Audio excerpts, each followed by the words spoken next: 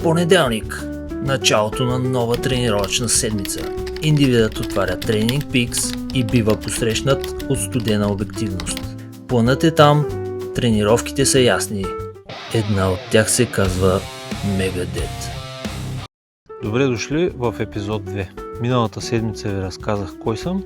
Тази седмица ще ви покажа какво всъщност се случва по пътя към целта. Представям ви първата седмица, която документирах ден по ден. Понеделник, фитнес зала сутринта преди работа.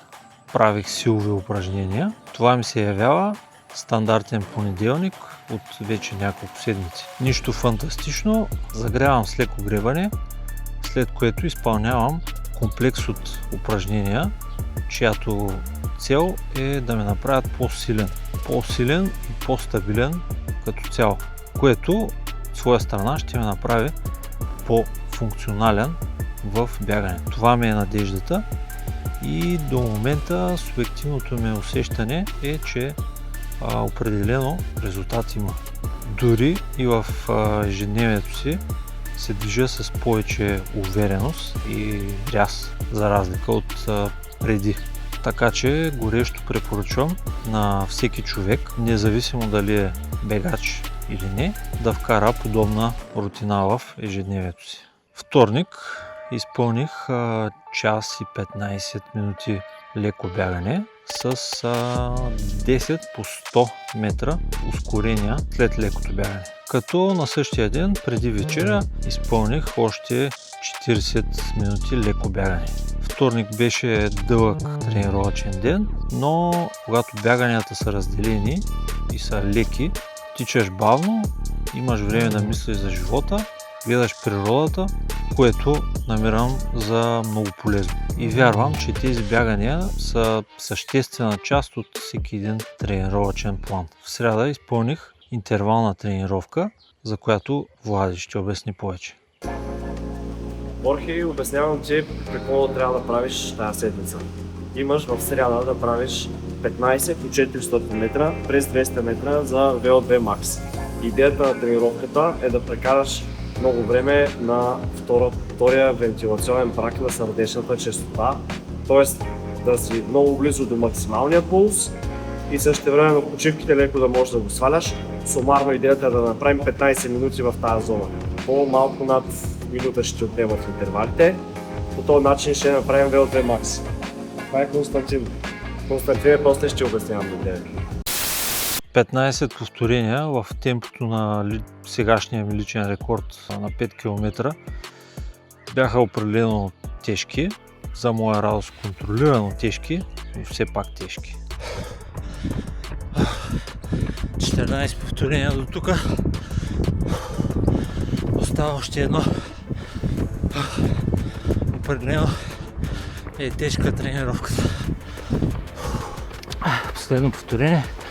Да видим какво е останало в резервуара.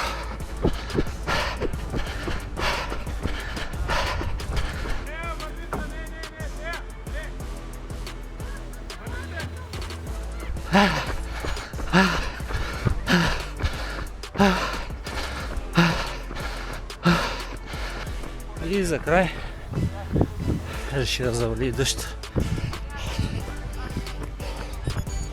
Както често ми се случва, по средата на тренировката се появи едно съмнение дали ще успея да я завърша, но за щастие успях да преодолея тези мисли и завърших успешно.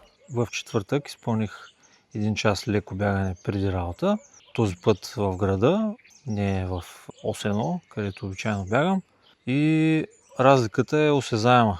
В града светофари, коли, тротуари, пресичания, стрес, докато извън града поля, птички, пътеки, релакс. Предпочитанието ми определено е ясно. Извън града е по-хубаво, но пък бяганията в града се явяват полезни за това да оценя това, което получавам на село. В петък беше време за Megadeth тренировката, за която оставям пак Влади да обясни. В петък имаш много интензивна тренировка, понеже отдавна не си правил нищо по-бързо. Малко да разчупим греда и чисто биомеханично да мога да се разбягаш по-бързо. Имаш 200 метра макс, 100 метра макс, няколко повторения. И в неделя имаш това, което ти е от най-голяма полза, 10 км трешхолд. Ще трябва да изкараш цялата десятка на трешхолд.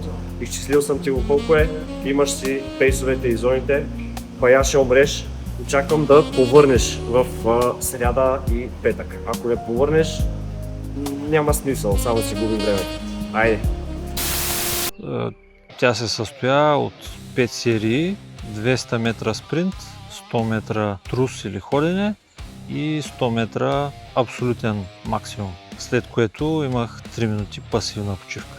Влади е написал в плана, че тренировката е да ти чернее накрая.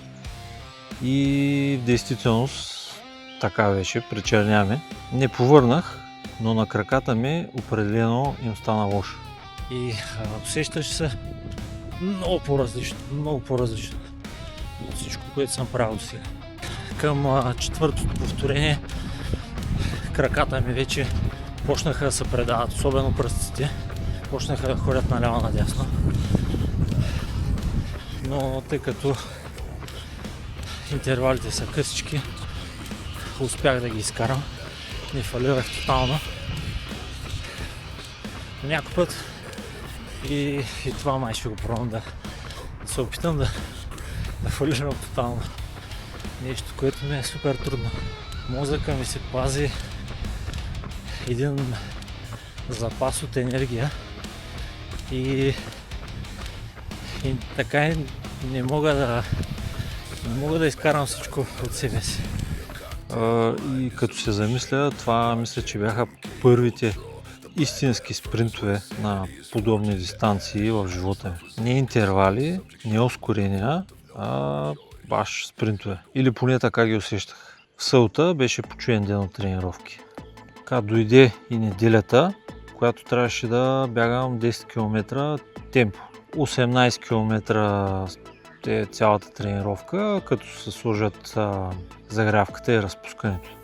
Изпълних я в покрайнините на Асеновград, където бях, за да гравирам медали на едно състезание, наречено Асеновградски баири, което, ако не сте го чували, горещо ви го препоръчвам. Има както бягане, така и колоездене. Планинско колоездене и планинско бягане.